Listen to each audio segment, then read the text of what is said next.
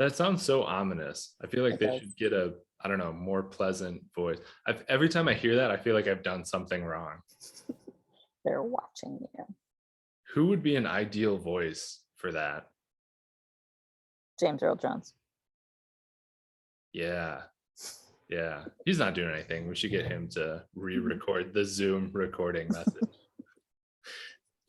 Hey everybody, Nick from Good Impacts here. And as part of the second day of our 0 to 80 and 80 campaign, I'm checking in with my good friend, Jennifer Yeatts over at Highergrounds Coffee up here in Traverse City.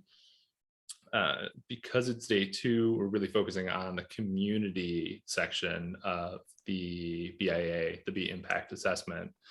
And this is a category that Highergrounds consistently scores very highly in, and they've been a multiple best for the world awardee because of some of the fantastic work that they do. So Jennifer, I'm going to toss it over to you for a couple of seconds to just talk a little bit about, yeah, who you are and the role that you play within that great business. Yeah, thanks. Hi, Nick. Nice to see you today. I'm director of coffee at Highergrounds, which is just a fancy way of saying I wear a lot of hats.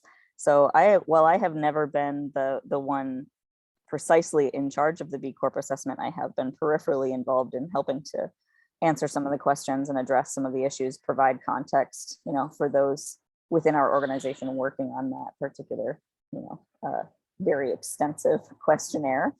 I think the reason, this may sound kind of like kind of a weird way to say this, or a super obvious way to say this, but the reason we've done well in the community category is that we're just hyper focused on people. We, as part of our mission statement and kind of like our values that we put out there in the world, human centric is a phrase that comes up over and over, that we say, it's about the people. We've always been about a human connection from the very beginnings of our business, and the way that we were formed through relationships in Mexico. You're making friends with farmers and then kind of building a business out of that. And then always wanting to use that lens in all of the different things that we do in the world. Always prioritizing the fact that these are human beings. We're all human beings. And when we look straight at the human beings and get to know them and understand, the issues that they're dealing with, when, especially like when you talk about, you mentioned earlier before we were recording, poverty alleviation. When you look straight at a coffee producer individually and look at their life and look at the issues they're dealing with, then it's very easy and clear to see, oh, okay, this is the issue, this is the problem, and then figure out how to help address it, right? So yeah, I think it's that hyper human focus that has allowed us to do well in that particular category on the assessment. I don't know if you were part of the conversations at Highergrounds when Highergrounds did decide to go for the certification to become a B Corp. But I think the majority of businesses that are aware of the B Corp certification, and think, it might be right for them, but haven't done it, is because they feel like they're not really there yet as a business. But Highergrounds feels like it falls into a minority category of, yeah, we're actually overqualified. Like, why would we slow down to get a certification to tell us what we already know? It's so baked into the company. Well, I think maybe in a couple categories that may feel true, at least on the surface, but what I really like about the whole B Corp assessment and system program is that it allows us to categorize all these different things that we do and then measure them against, ways we can get better. And yeah, we've done really well in the community category, but our scores in every category are not as high. There's ways that we can get better. Yes, we meet the B Corp standard to get in the club, so to speak. But there's so much room for improvement. I think that one thing that really appealed to us when we were deciding to do the B Corp thing is that it gave us this measurement tool. It gave us a system that we can, benchmark against. And then within that network of resources and other businesses and people, help us figure out how to get better in the other categories and how to have this like culture of continuous improvement, which is so essential. It's not like, okay, we're a B Corp now, we've arrived. That was never the point. So I think I answered your question. Did you even ask Yeah. a question? Yeah. I don't know. No, I'm terrible at making statements that aren't really questions. Yeah, that's a great point, and it's so helpful for businesses that aren't B Corps and want to be, or businesses that are B Corps, to think about certification as getting to the starting line. Like here's, in the same way that fair trade is sort of a minimum standard for being a decent part of the supply chain. Getting B Corp certified is like, all right, now we can really take a look at. Yeah. So Highergrounds has been involved not just throughout the supply chain, but definitely within our immediate community, in different social and environmental justice action, collective action throughout its existence. And I'm sure you've heard people say, like, you're just a coffee company, shut up. What do you really know about this? Why are you getting involved in this space?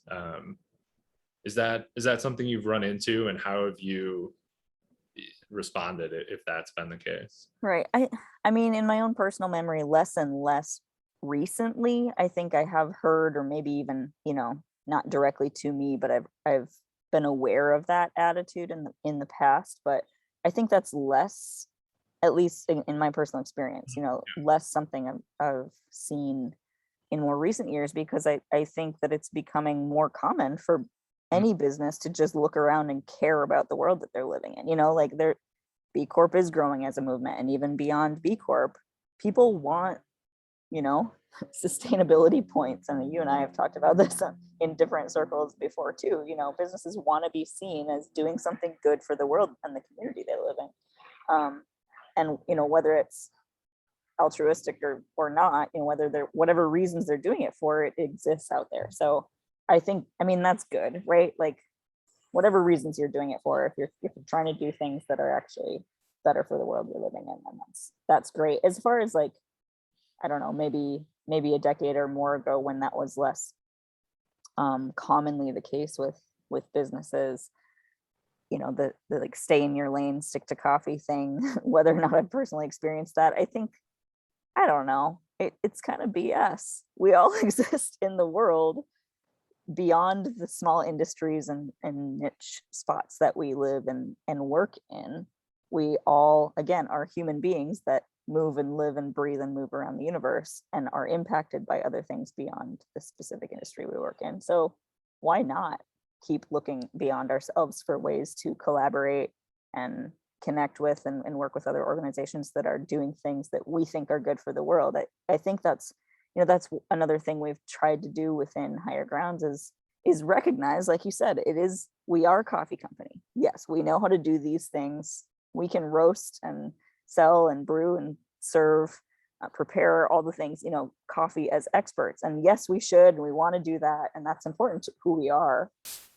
But there's other things that we care about. We care about kids biking safely down the street to school, and we care about organic agriculture and making our community healthier and resilient. So we partner with organizations that are they're the experts on those things.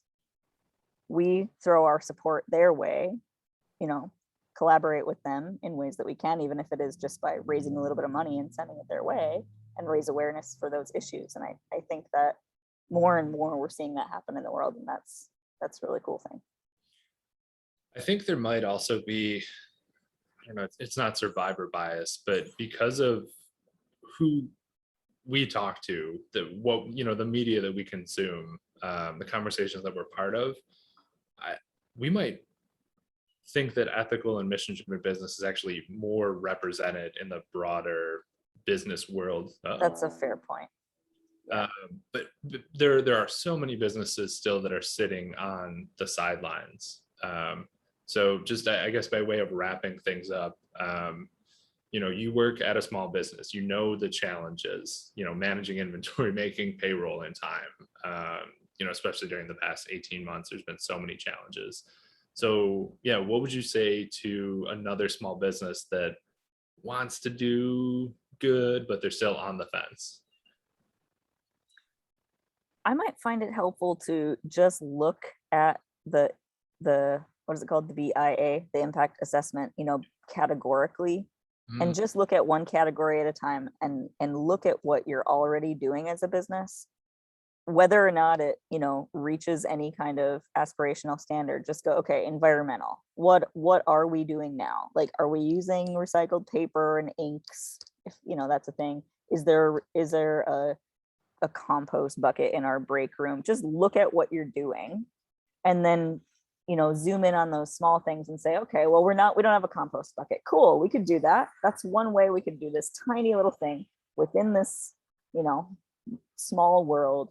And then go to the next category and say, like, just kind of break it down and not be overwhelmed by this whole, like, oh, I have to hit the mark in all these categories. And yeah, maybe you find that you're not ready to actually start down the path, but it's still a great tool to start measuring what you're already doing and what you want to be doing. Think, get some easy wins, figure out how to move incrementally up into getting closer to achieving a certain standard, and just decide what that looks like for you, because like you said, every business is different. yeah, that sounds great in theory, but I mean, to create an account and take the BIA, it costs tens of thousands. No, it's free. It's free, Uh-huh. and everyone should do it because it's free.